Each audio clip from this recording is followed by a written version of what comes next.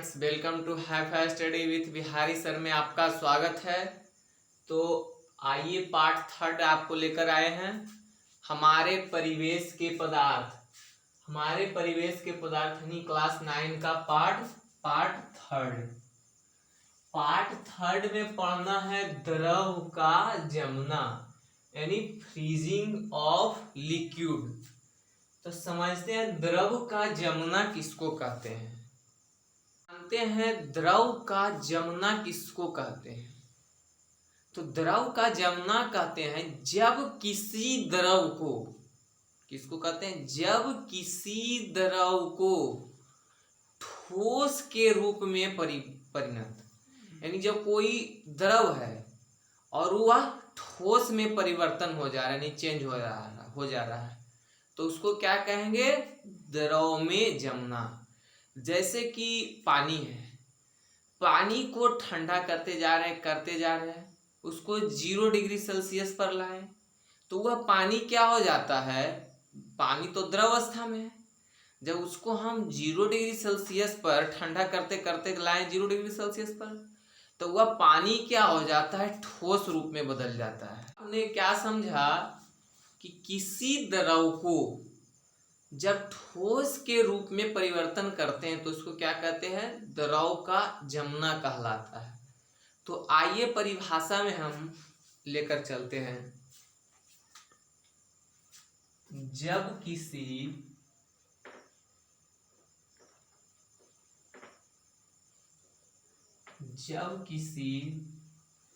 द्रव का ठोस रूप में, आपने समझा द्रव का जमना, तो जल का फ्रीजिंग पॉइंट कितना है, 0 डिग्री सेल्सियस। यानी कि द्रव जो कहने का मतलब जल जो है वो कितना डिग्री सेल्सियस पर जम जाता है, तो 0 डिग्री सेल्सियस पर द्रव क्या हो जाता है, जम जाता है, यानी ठोस रूप में उसका परिवर्तन हो जाता है। आगे देखते हैं बाष्पन के बारे में। किसके बारे में, बाष्पन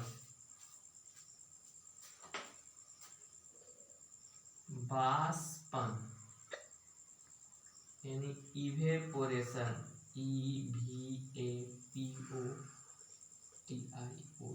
इवेपोरेशन। बाष्पन के बारे में जानते हैं कि बाष्पन किसको कहते हैं। तो बाष्पन कहते हैं, कहने का मतलब है, इसका एक पहले प्रैक्टिकल समझते हैं।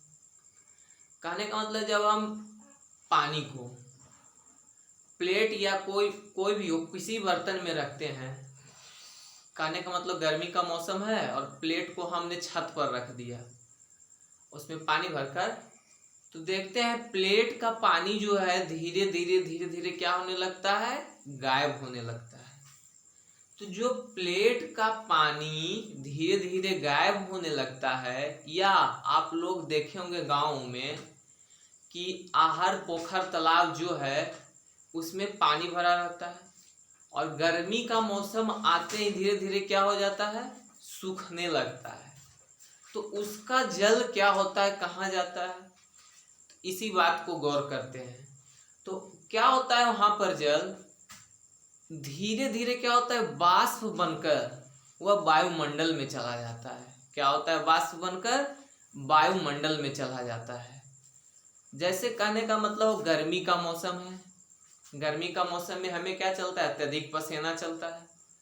और जब पसीने चलता है तो हमारे शरीर में जब पसीना जब सूखता है, धीरे धीरे पसीना चला तो हमें बहुत ही गर्मी महसूस होता है।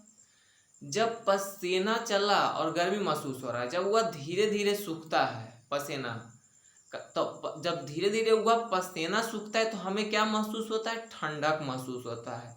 यह क्यों ठंडक महसूस होता है, क्योंकि जो पसीना है हमारे शरीर के ताप को वह वायुमंडल में भेज देता है। क्या करता है, वह वायुमंडल में भेज देता है। तो इससे हमें क्या महसूस होता है, ठंडक महसूस होता है। तो जानते हैं कि बाष्पन किसको कहते हैं। तो बाष्पन कहता है कि बाष्पन जो है वह प्रक्रिया है, बाष्पन क्या है, वह प्रक्रिया है जो क्वथनांक के नीचे के ताप पर, क्वथनांक के यानी बॉइलिंग पॉइंट के नीचे के ताप पर, बॉइलिंग पॉइंट के नीचे के ताप पर द्रव बाष्प के रूप में या गैस के रूप में वायुमंडल में चला जाता है, तो इसको क्या कहते हैं, बाष्पन कहते हैं। तो आइए चलते हैं, देखते हैं इसका परिभाषा बाष्पन के बारे में। तो आपने बाष्पन का परिभाषा देखा और जानते हैं उसके और विभिन्न प्रयोग पर जानते हैं क्या क्या होता है। सो बाष्पन में क्या होता है, जो द्रव है, तो द्रव का कण क्या होता है, उड़कर धीरे धीरे कहाँ चला जाता है, वायुमंडल में चला जाता है। तो यही कारण तो है तालाब का जल, जो हमने कोई भी बर्तन में पानी को रखा धीरे धीरे सूखते जाता है, तो क्या होता है, इसका कण धीरे धीरे उड़कर कहाँ चला जाता है, वायुमंडल में चला जाता है।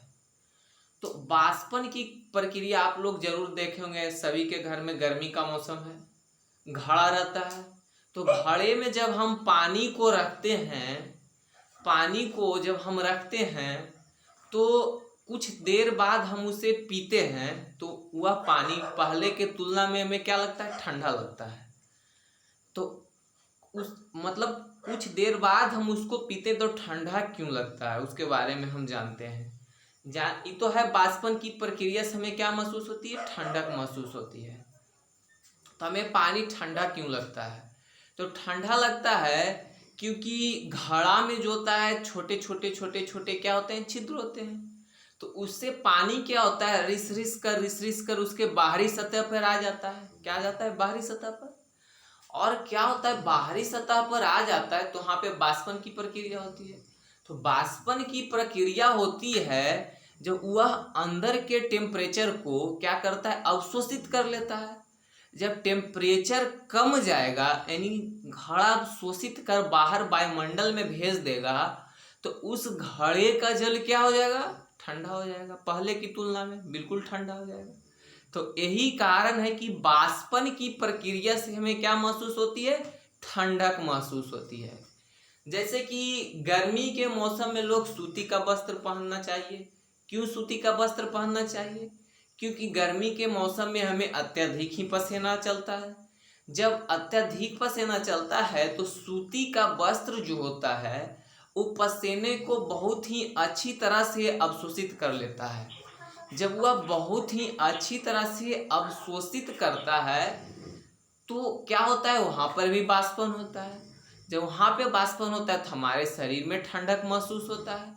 वहाँ पे क्या होता है, जो हमारे शरीर को जो सूती का वस्त्र होता है उस पसीने को अवशोषित कर कहाँ भेज देता है, वायुमंडल में भेज देता है। जब वह वायुमंडल में भेज देता है तो हमारे शरीर के टेम्परेचर को क्या कर लेता है, बाहर निकाल कर वह वायुमंडल में भेजता है। जिससे क्या होता है, हमारे शरीर का जो ताप बढ़ा हुआ होता है और कुछ कम जाता है। तो इससे हमें क्या होता है, हमें ठंडक महसूस होता है। तो देखिए आगे चलते हैं।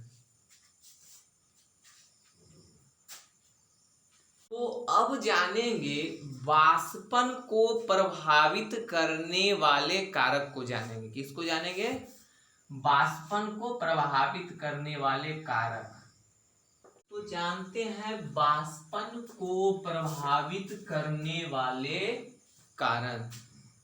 तो बाष्पन को प्रभावित करने वाले कारण पहला, द्रव की प्रकृति। द्रव की प्रकृति क्या हुआ, जिस द्रव का क्वथनांक जितना ही कम होगा, जिस द्रव का क्वथनांक जितना ही कम होगा उसका बाष्पन उतना ही अधिक होगा।